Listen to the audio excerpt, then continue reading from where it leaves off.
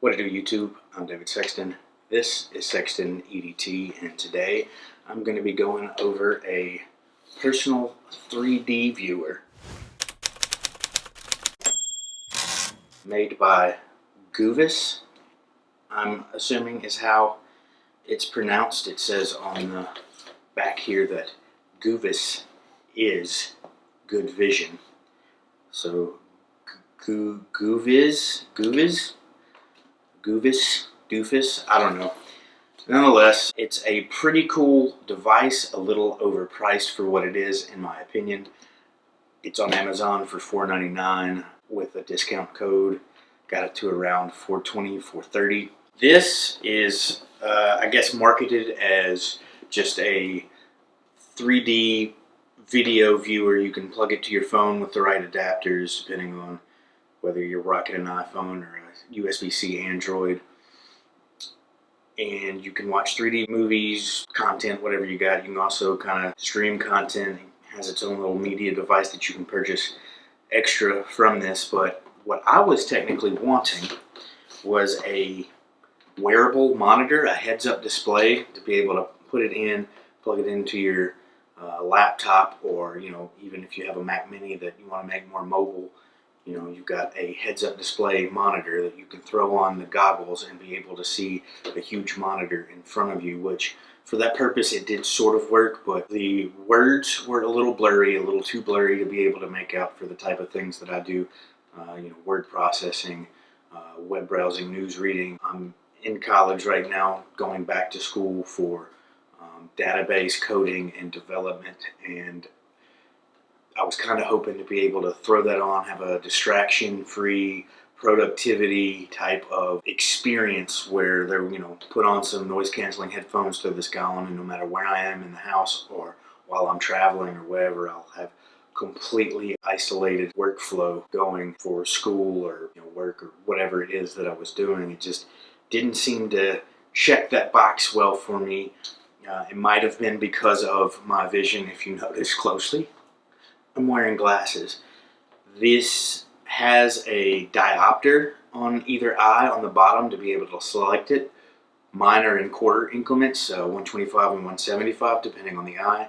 This only goes in half increments, which makes it, confusing. I don't know why they chose to do it that way, so I couldn't dial in my eyes perfectly. Your mileage may differ compared to mine, depending on what type of vision you have. But just unfortunately for my case, it didn't work. So that's the long and short of it right there. I will kind of get into what came in the box here. You got the device, which is pretty light. It's plastic, but feels well made, pretty sturdy.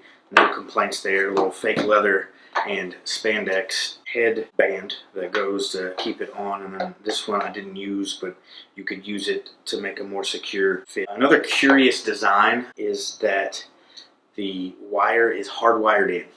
It's not detachable, so if that wire goes, this whole thing goes. That was an interesting design choice in my opinion, to not have just like a USB-C plug or something like that.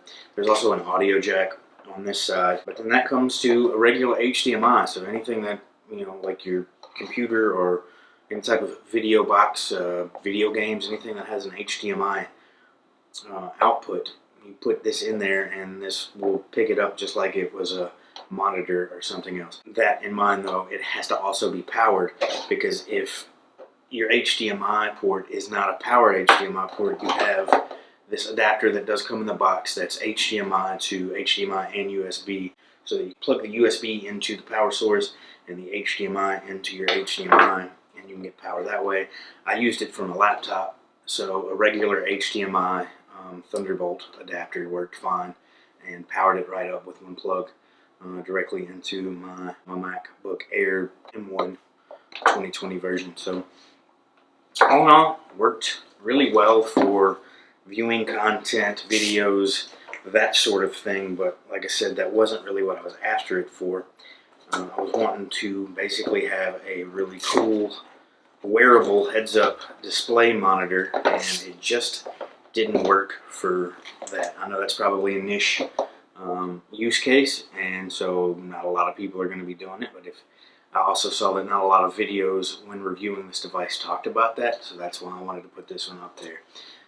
If you're looking for that heads-up monitor display for reading words, numbers, that type of things, it can get kind of blurry in certain aspects, at least if you have corrected vision like I do. But basically you would put it on like so, and then you're completely isolated in there. The monitor, would feel about that large in front of you, and you could scale it as you needed to, just like you would any other display on your computer, and then you can pull it up, see what you need to see, and put back down. But if you guys have any questions about this, pop them in the comments down below. I'll answer them as they come, and I'll be sending it back. Unfortunately, it just didn't do what I wanted it to do, but it was worth a shot, and I will continue to look for a sort of heads-up display that I can use as my monitor for those type of productivity use cases.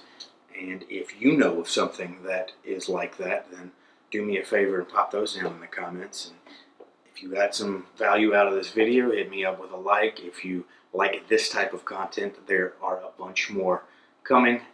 I have some already recorded. I'm fairly new to this, so if you have any pointers to how I can make this experience better for myself and for you, go ahead and drop those comments and criticisms and constructive whatevers down there, and I appreciate it. Subscribe, like, and until next time, live free.